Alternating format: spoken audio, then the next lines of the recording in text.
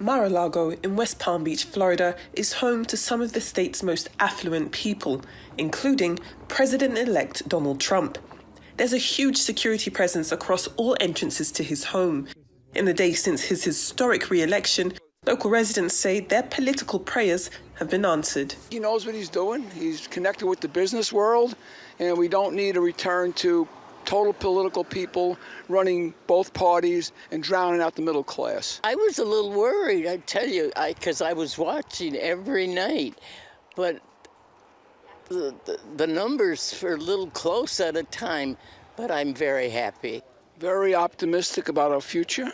He wants to rebuild our economy, a strong industrial economy, manufacturing. He wants to control our borders. He wants to improve our culture and all the benefits that we have here.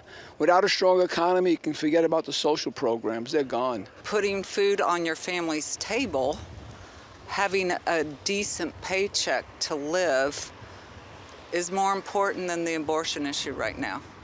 And people are afraid to come out and talk about it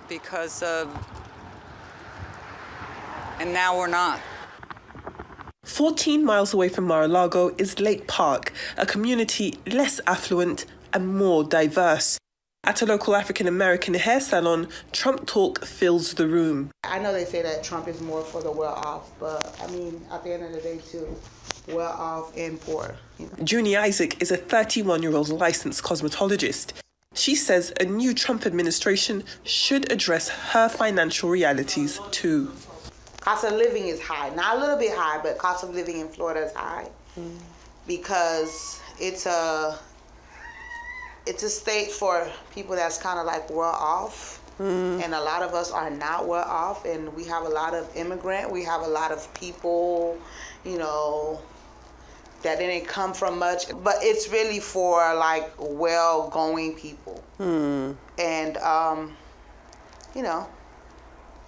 like myself, I am not a well-going people. I'm trying to get there, but I'm not there yet, but I will get there one day. Absolutely. Do you think that Donald Trump will help you get there? I can only pray and hope that he can. From what I have experienced from Biden, I didn't receive much. And to whom much is given, much is required. That's the common thread weaving through this part of Florida. Trump has already chosen a Florida native, 67-year-old Susie Wiles, as his chief of staff. She'll be the first woman in the role in U.S. history. And as more appointments are on the way, the momentum in the atmosphere grows all over. Well, from getting my hair done in one end of the community to talking to local residents in the other, the prospect of a new Trump presidency is being met with both hubris and hope, as Floridians and Americans alike prepare to find out what being put first looks like for a second time. Adefemi Akinsoya, Arise News, Mar-a-Lago in West Palm Beach, Florida. Well, Arise international correspondent Adefemi Akinsoya joins us now for a quick catch-up. Good morning, Adefemi. With Trump potentially winning the popular vote by an estimated 4 million votes, what does that shift indicate about voter sentiment across the United States, especially compared to his first term?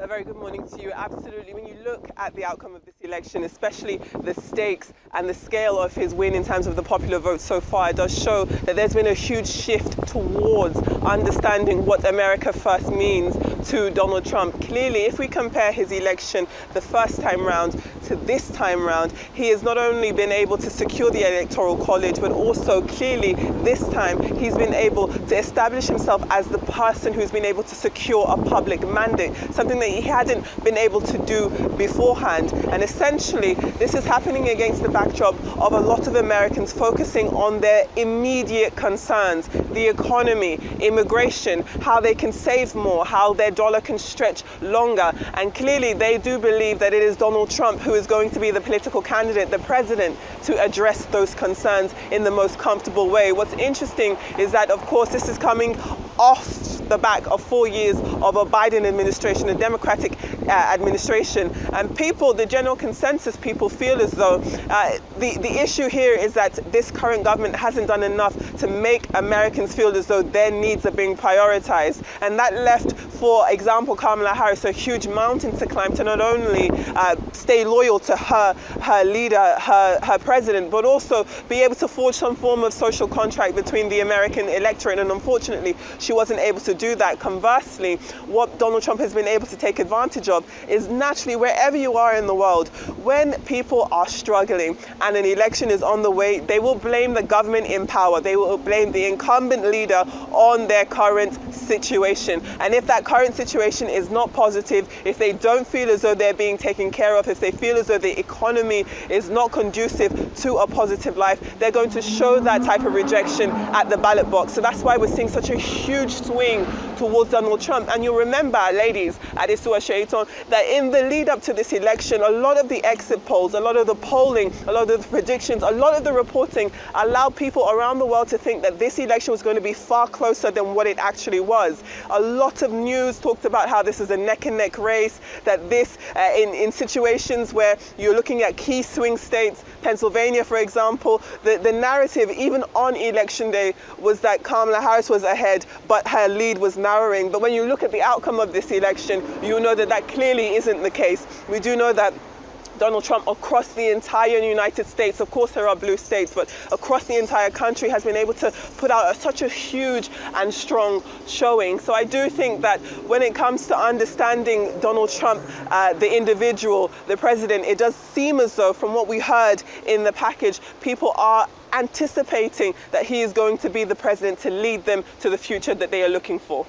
Well, Adefemi, that report was absolutely fantastic. It's good to see you in Miami now, no longer in Mar-a-Lago. You're now in Miami. How's that different? But also, I want to ask, because in your report, one of the women who you interviewed said that, you know what, the economy is more important than abortion right now. And Florida is one of the states where the woman's right to choose, or abortion rights, as some call it, was part of on the ballot. And it scored 57%. It didn't pass because you need 60% in order for it to be entrenched into the Florida Constitution.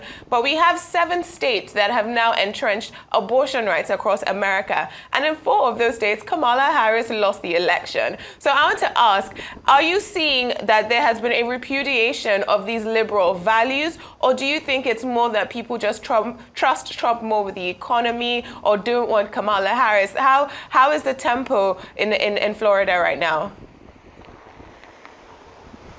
Well, the people that we've spoken to about specifically women's issues, reproductive rights, the right to access to abortion, there is no one that we have come across, no woman that we have spoken to that says that it is not an important issue, that it's not something they completely do not care about. But in the list of issues that they do care about, women's rights is just at the bottom. And it's unclear to be able to say definitively whether or not this is because immediately the concern is looking at the economy and making sure that business rates, that your dollar is able to take you further, or whether or not this is just a reflection of a society that does not care initially about women's rights. It could be a mix of both. The issue here, though, and what is quite interesting, is that there is still so much understanding and belief in what Donald Trump has to say, to your question, that it does believe as though whatever Donald Trump says is important, that is what the electorate are going to follow him on. And it is quite interesting because the Democrats, for example, spoke at great length. You remember just a few days ago when Michelle Obama was speaking in Michigan, she spoke about the importance of understanding and protecting women's reproductive health, and how this is not just a woman's issue. It is an issue for all people in the country. But clearly that just didn't translate, it didn't compute into the ballot box. So yes, to some extent, you could say that people just don't think that it's that important an issue. But I do think that the general consensus that people do understand that access to adequate health care across the board is a good thing. But when you're prioritizing them, clearly it's just something that fell by the wayside and just dropped all the way down. And it is quite disappointing. I can imagine that many people who, even in Florida, who were hoping that more of a tolerant society, more liberal policies would be able to shine themselves through, you can imagine that they would be a little disappointed in the outcome so far. All right, then thank you so much, Femi, for that. Well, looking at Trump ruling out involving Nikki Haley and Mike Pompeo in his new administration, and of course immediately appointing Susie Wiles. What does this exclusion suggest about the direction or the priorities of his second-term agenda, and who might he be considering for some of these key roles? As we wait with bated breath.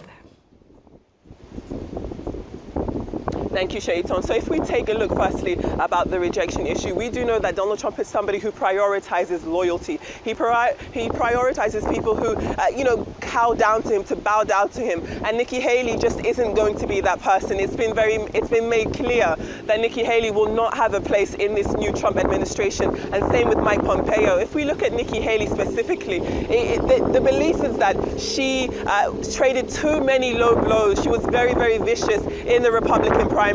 She spoke very critically of Donald Trump, and he hasn't forgotten that. He hasn't forgotten that at all, essentially. And I think another problem Donald Trump has with Nikki Haley is that she didn't step out of the race soon enough. I believe that he interpreted that as a lack of respect, a lack of loyalty, a lack of belief in his own leadership, in his prospects in this election. And now that he's been able to go ahead and win such a strong re-election, it does kind of stick the finger up to the people who were perhaps naysayers, people who didn't think he'd be able to achieve as much as he's been able to achieve this election. So Nikki Haley, it's very unlikely at this point that she'll have any type of position within this new Trump administration. We do know, of course, she did have one beforehand, being that she was the U.S. envoy to the United Nations back in the previous administration, but it's unclear and very frankly unlikely that she'll be able to have another position in this government. And the same goes for Mike Pompeo. There were some form of rumors that perhaps he would get the nod in terms of a Secretary of Defense, be able to harness his experience in those areas. But again, it's just another situation where Donald Trump's relationship with these individuals supersedes whatever offering they could have to the government. So again, Nikki Haley, Mike Pompeo, very, very unlikely that they'll be included. And talking about how you mentioned Susie Wiles, she's 67 years old. She is a veteran in Floridian politics, and she and Donald Trump have established a very good working relationship together. Back in 2016, when Donald Trump was trying to secure the state of Florida the first time around, she was pivotal in his success in that state. And also Governor Ron DeSantis leaned quite heavily on Susie Wiles when he was trying to go for governor. They did actually have a falling out back in 2019. It did lead with her kind of being pushed out of the fold in terms of Ron DeSantis' leadership, and also a little bit with Donald Trump. But clearly, as we've seen, she was brought back in to the Trump fold in 2020, and then again here now in 2024 as his senior campaign strategist.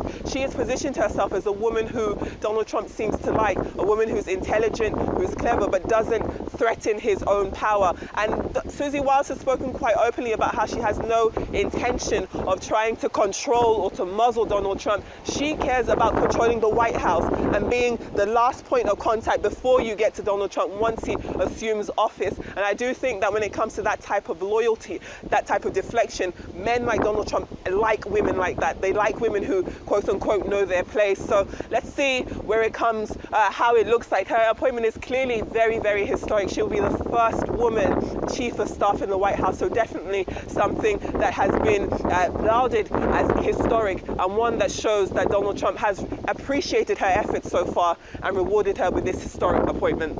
Fantastic analysis. Thank you so much for that. Adefemi Akinsoya, international correspondent, reporting live from Florida.